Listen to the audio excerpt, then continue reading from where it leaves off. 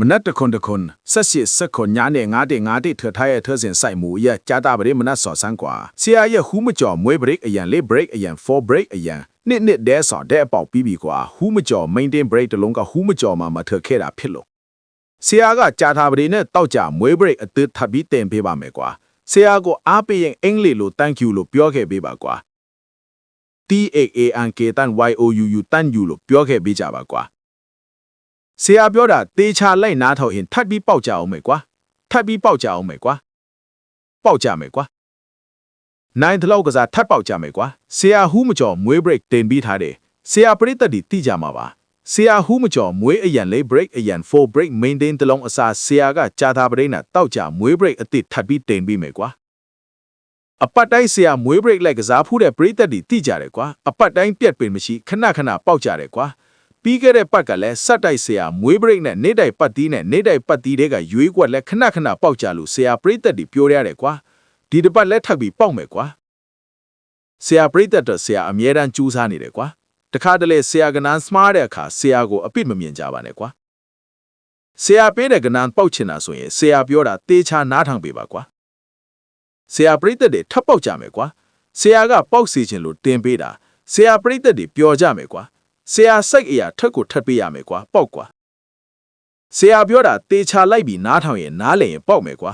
ဆရာပရိသတ်တချို့ကဆရာကို comment မှာပြောနေကြတာဆရာတွေ့တယ်ဆရာအရင်လိုစာနဲ့ရေးတင်ပေးပါလားဆိုတာဆရာပရိသတ်တွေပြောတဲ့စကားဆရာအလေးမထားတာမဟုတ်ပါဘူးကွာဆရာအတန်နဲ့တင်တာကဆရာပြောတဲ့စကားဆရာပရိသတ်တွေဆရာဘာပြောလဲဆရာစကားတေချာနားထောင်ရဲလားဆရာလည်းသိကျင်တာနဲ့ဆရာအတန်နဲ့တင်ပေးလိုက်တာပါကွာဆရာကိုစာနဲ့ရေးတင်ဖို့တောင်းဆိုနေကြတယ်ဆရာပရိသတ်တွေဆရာတင်ပေးမယ်ကွာအတန်နဲ့ရောစာနဲ့တော့တင်ပေးဖို့ဆရာကြိုးစားကြည့်မယ်ကွာအခုတော့ဆရာပြောတဲ့အတန်တေချာနားထောင်ပြီးတော့ဆရာကနန်းလိုက်ကစားတဲ့အခါပေါက်ကြမယ်ကွာဆရာကိုတန်ဖိုးထားတဲ့ဆရာပရိသတ်တွေကဆရာပြောတဲ့စကားတေချာလိုက်နားထောင်ပြီးဆရာကနန်းကစားတဲ့အခါပေါက်ကြတယ်ကွာထတ်စော်စမ်းကွာထတ်ပေါက်ရမယ်ဆရာပြောတာတေချာလိုက်နားထောင်ရင်ဆရာပရိသတ်တွေသိကြတယ်နိုင်နှလုံးချင့်ကျင်စော်စမ်းကွာတခါတလေဆရာကနန်းမှားတဲ့အခါဆရာကိုအပြစ်မမြင်ကြပါနဲ့ကွာဆရာလဲဆရာပရိသတ်တွေတဲ့အမြဲတမ်းစေတနာအပြည့်နဲ့အမှားနဲ့ပြီးအမှန်များအောင်လို့ဆရာအမြဲတမ်းကြိုးစားပေးနေတယ်ကွာဆရာပြောတာတေချာလိုက်နားထောင်ရင်ထပ်ပေါက်မယ်ကွာနှစ်သီးစားသုံးသီးစားနဲ့ပေါက်မယ်ကွာဆရာကနန်းနေတိုက်ဆိုလဲဆက်တိုက်ဝက်ကွဲထိမ့်မနိုင်တိမ့်မနိုင်ပေါက်ခဲ့ကြတယ်ကွာဆရာကနန်းအပတ်တိုင်းကြိုးစားပေးနေတာဆရာပရိသတ်တွေအတွက်ပါကွာတေချာနားထောင်ပေးပါကွာနေတိုက်ကစားတဲ့ပရိသတ်တွေရောပတ်တီးနဲ့ရွေးကွက်ကစားကြတဲ့ပရိသတ်တွေရောအပတ်တိုင်းအမျက်ကြမ်းပြီးပေါက်ကြလို့ဆရာဝမ်းတာပါတယ်ကွာထပ်ပြီးပေါက်ကြအောင်မယ်ကွာအပတ်တိုင်းဆရာမွေး break လိုက်ကစားဖူးတဲ့ဆရာပရိသတ်တွေတိကြတယ်ကွာဆရာကနန်းနေတိုက်ဆိုလဲနှစ်သီးစားသုံးသီးစားနဲ့ခဏပေါက်ကြတာပျော်ရဲလားကွာအပတ်တိုင်းဆရာကနန်းလိုက်ကစားဖူးတဲ့ဆရာပရိသတ်တွေတိကြတယ်ကွာဆရာကနန်းပေါက်တိုင်းဆရာကမန်ဘာဝင်မခေါ်သလိုပေါက်ကြီးမတောင်းသလိုမုံဖိုးလည်းမတောင်းခဲ့ပါဘူးကွာ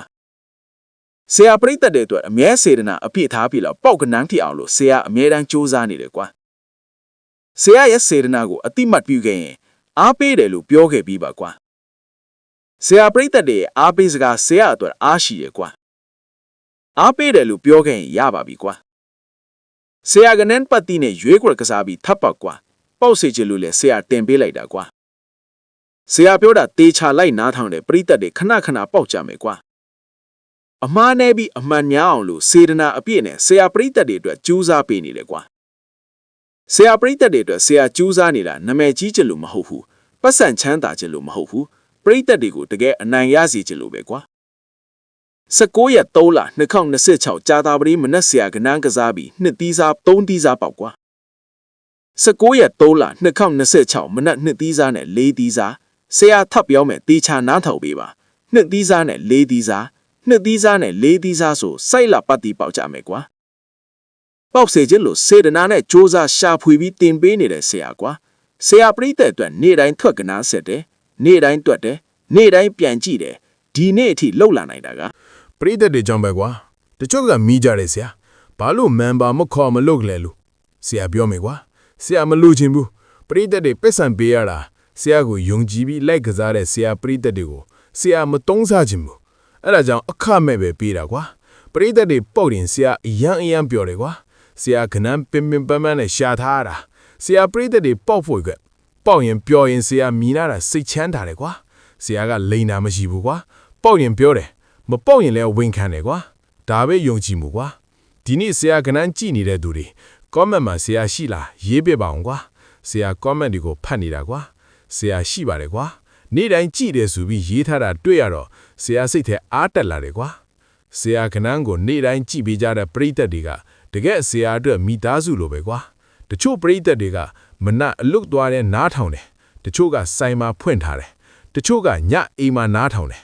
ဘယ်နေရာမှာပဲဖြစ်ဖြစ်ဆရာအတန်းကိုနားထောင်ပေးနေတာဆရာအတွက်အယံတန်ဖို့ရှိတယ်ကွာတခါတလေဆရာကို message လာပို့ကြတယ်ဆရာကြီးမနေ့ကပေါက်လို့မိသားစုအတွက်စံဝဲနိုင်ပြီဆရာကြီးအကျွေးဆက်နိုင်ပြီဒီလို message တွေဖတ်ရရင်ဆရာမျက်ရည်တောင်ဝဲတတ်တယ်ကွာဒါကြောင့်ပဲဆရာမပင်ပန်းဘူးမငင်းငွေဘူးနေ့တိုင်းဆက်လုပ်နေတယ်ကွာတချို့ကထင်ကြတယ်ဆရာကနန်းပေးတာလွယ်နဲ့ရတယ်လို့ထင်နေကြတယ်ကွာမဟုတ်ဘူးကွာဆရာတနေ့ကိုနာယီအများကြီးထိုင်တွက်တယ်အရထွက်ကနန်းဒီပြန်ကြည့်တယ်စာရွက်တွေပြည့်နေအောင်ရေးတယ်တခါတလေည2နာရီ3နာရီထိမအိပ်ဖဲတွက်နေရတဲ့နေ့တွေလည်းရှိခဲ့တယ်ကွာဘာလို့လဲဆိုတော့မနှက်ဖြန်ပရိသတ်တွေအနိုင်ရစေချင်လို့ကွာတချို့ပရိသတ်တွေကဆရာပေးတာရပြီးရင်တငယ်ကြီးတွေကိုမပြောဘူးဒါမမှားဘူးကွာကို့အတွက်ကံကောင်းတာကိုထိထားခြင်းတာပဲဒါပေမဲ့ share လုပ်ပြီးရင်တော့ဆရာပိုဝမ်းတာတယ်ကွာဘာလို့လဲဆိုတော့ပိုပြီးလူတွေအနိုင်ရနိုင်လို့ကွာဆရာကနန်းကို share တစ်ခါလုပ်လိုက်ရုံနဲ့သူတယောက်ရဲ့ဘဝပြောင်းနိုင်တယ်အဲ့ဒါကိုမမေ့နဲ့ကွာဆရာကပရိသတ်တွေကိုအမြဲပြောခြင်းတယ်ကနန်းကစားလာဘဝကိုဖျက်ဖို့မဟုတ်ဘူးဘဝကိုတိဆောက်ဖို့ပဲမိသားစုကိုကူညီဖို့ကိုဒိုးတက်ဖို့အဲ့ဒီလိုစိတ်ထားနဲ့ကစားကွာလောဘနဲ့ကစားရင်နောက်ဆုံးရှုံးပေးရမယ်အပတ်တိုင်းဆရာကနန်းလိုက်ကစားကြတယ်ဆရာပရိသတ်တွေဘာကြောင့်အောင်မြင်နေလဲသိလားစီးနဲ့ကန်းနဲ့ကစားလို့ကွာဆရာပြောတာနားထောင်လို့ကွာဆရာစကားနားထောင်တဲ့ဆရာပရိသတ်တွေထိမ့်မနိုင်သိမ့်မနိုင်ဝဝကွဲပေါက်ကွာပတ်တီးနဲ့ရွေးကွက်19ရက်3လ2026 19/3/2026ပတ်တီးတွေကရွေးကွက်ပြိုးပြီကွာတေချာနားထောင်ပေးကြပါကွာပတ်တီးတဲ့ရွေးကွက်2ပတ်တီးနဲ့4ပတ်တီးရွေးကွက်မနက်2ပတ်တီးနဲ့4ပတ်တီးရွေးကွက်တေချာနားထောင်ပေးပါကွာ2-2-8-2-6 4-4-8-4-6ရွေးကွက်ရှင်းအောင်လို့ဆရာထပ်ပြောပြမယ်တေချာလိုက်ပြီးနားထောင်ကြပါကွာ2-2-8-2-6 4-4-8-4-6ဆရာဂရိတ်ရွေးကွက်2သီးစားနဲ့ထပ်ပြီးပေါက်ကြကွာတချို့ကဆရာပေးတာမလိုက်ဖဲ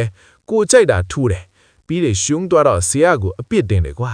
ဒါမဖြစ်တင်ဘူးကွာဆရာကအကောင်းဆုံးလုပ်ပေးနေတာပါဇုံးဖြတ်တာတော့ဆရာပရိသတ်ကိုလက်ထဲမှာပဲဒီနေ့ဆရာကနန်းကြည့်နေတဲ့ဆရာပရိသတ်တွေအပတ်တိုင်းခဏပေါက်ပြီးပျော်ရတယ်ကွာဆရာနဲ့အတူဆက်လက်ကြိုးစားကြမယ်ကွာတခါတလေဆရာပေးတာမပေါက်တဲ့နေ့တွေရှိမယ်အဲ့ဒီနေ့တွေမှာဆရာကိုမမုန်းကြနဲ့ကွာဆရာလည်းလူပါမှားတတ်တယ်ဒါပေမဲ့မပြန်ပဲမနေဘူးအမှားကနေတင်ယူပြီးနောက်နေ့ပိုကောင်းအောင်လုပ်တယ်ဒါကဆရာရဲ့စီကံကွာဒီနေ့ဆရာကနန်းအဆုံးထိနားထောင်နေတဲ့သူတွေကိုဆရာတကယ်လေးစားတယ်ဆရာပရိသတ်တွေရှိလို့ဆရာကြိုးစားရတာအားရှိခဲ့တာကွာအခုဆရာကနန်းကြည့်နေတဲ့ပရိသတ်တွေအယမ်းသိနေကြတယ်ကွာကောမန့်မှာတစ်ချက်လောက်ဆရာကြားနေပါတယ်ရေးပြပါအောင်ကွာဆရာဖတ်နေတာကွာဆရာပရိသတ်တွေကြောင့်ဆရာမပင်ပန်းတော့ဘူးတချို့ပရိသတ်တွေကမနေ့6နာရီမှအလုတ်သွားည8နာရီမှအိမ်ပြန်အဲ့ဒီကြားထဲမှာတော့ဆရာကနန်းကိုဖွင့်ထားကြတယ်ဒီလိုတွေ့ရတဲ့ဆရာစိတ်ထဲလေးစားလို့မဆုံးဘူးကွာတချို့ကဆရာကြီးကျွန်မဆရာကနန်းလိုက်ကစားမှအမျက်တွေရခဲ့ပြီးအစင်ပြေကြတယ်လို့ကြားရတာဆရာဝမ်းတာတယ်ကွာကနန်းကစားတာနဲ့ပတ်သက်ပြီးတခုပဲပြောချင်တယ်မနေ့ကပေါက်လို့ဒီနေ့အများကြီးထိုးမယ်အဲ့ဒါမလုပ်နဲ့အဲ့ဒါလောဘပဲကွာလောဘဝิญဉ်ညံထွက်သွားတတ်တယ်ဆရာကနန်းလိုက်ကစားဖို့တဲ့ဆရာပရိသတ်တွေဘလို့အမျက်ရနေလဲတိလားနည်းနည်းစီတဖြည်းဖြည်းစုလာလို့ကွာတနေ့1000တနေ့2000တနေ့9000အဲ့ဒီလိုနဲ့လာရီကြာလာရင်အများကြီးဖြစ်လာတယ်ကွာဒါကအမှန်ကွာတချို့ကအမြန်ချမ်းသာခြင်းလို့အများကြီးထိုးတယ်နောက်ဆုံးအကုန်ရှုံးသွားတယ်ဆရာမမြင်ခြင်းဆုံးကအဲ့ဒီလိုပဲကွာတူရီကစားတဲ့ကကိုနိုင်တဲ့လောက်ချင့်ချိန်ပြီးကစားနိုင်တဲ့ဝင်နိုင်ပြီးကစားဒါဆိုအပတ်တိုင်းညက်ကြံမဲ့ကွာဆရာစကားနားထောင်တဲ့ပရိသတ်ဒီအပတ်တိုင်းလိုပေါက်ပြီးတော့အမျက်ကြံကြလို့ပျော်ရတယ်ကွာပတ်သီးနဲ့ရွေးကွက်ကစားပြီးနှစ်သီးစားသုံးသီးစားနဲ့ထပ်ပြီးပေါက်ကွာဆရာပရိသတ်တွေကပေါက်စေခြင်းလို့ဒေချာရှင်းပြပြောပြပေးနေရကွာနိုင်တဲ့လောက်ထိုင်ကစားရင်အမျက်ကြံပြီးထက်ပျော်ရမယ်ကွာ ပေါက်စေခြင်းလို့စေတနာနဲ့ကွာဆရာရဲ့စေတနာကိုတိတက်မြင်တတ်ကြပါစေကွာဆရာတေချာပြောခဲ့တယ်ထက်ပြီးပေါက်ကြကွာဆရာတကွက်ကောင်ရှာပေးနေပါတယ်ဆရာတကွက်ကောင်ရှာတွေ့တဲ့အခါဆရာပရိသတ်တွေတင်ပေးပါမယ်ကွာဆရာရဲ့စေတနာကိုတိတက်မြင်တတ်ကြပါစေကွာပေါက်ကြကွာ